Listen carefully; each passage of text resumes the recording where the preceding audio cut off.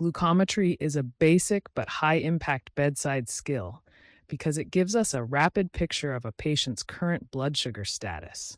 Think of it as a quick snapshot that helps guide immediate care, especially for patients with diabetes, those receiving insulin, or anyone showing symptoms like shakiness, confusion, thirst, or lethargy. In practice, nurses use glucometry to detect problems early and prevent complications. For example, a patient who feels dizzy before lunch may actually be hypoglycemic and need treatment right away.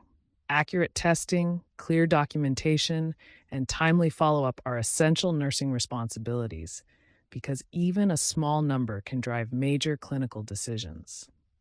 The glucometry sequence should become a routine you can perform smoothly every time.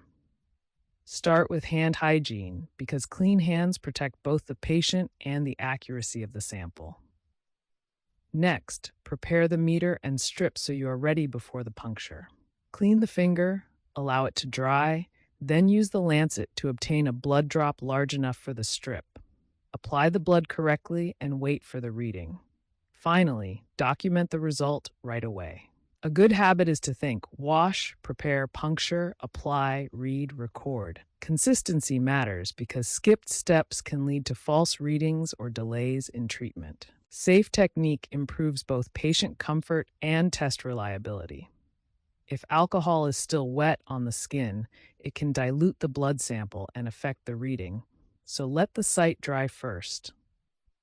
Rotate fingerstick sites instead of using the same spot repeatedly, because repeated trauma can lead to tenderness and callus formation. Also avoid excessive squeezing or milking of the finger, which may mix tissue fluid with blood and reduce accuracy. From an infection control standpoint, always use a new lancet, dispose of sharps immediately, and clean equipment according to policy.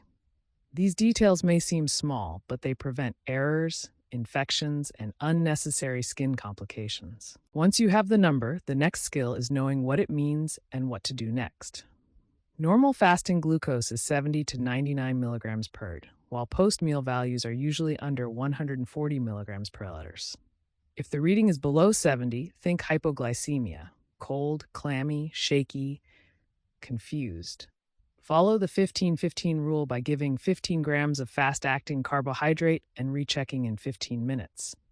If the reading is elevated, especially above 180 milligrams per deciliter, assess the patient, encourage fluids if appropriate, and give insulin as prescribed. A useful memory aid is cold and clammy needs candy, hot and dry means sugar is high. Bedside glucose monitoring is closely tied to diabetes medications, so nurses must connect the number on the meter to the medicine the patient is taking.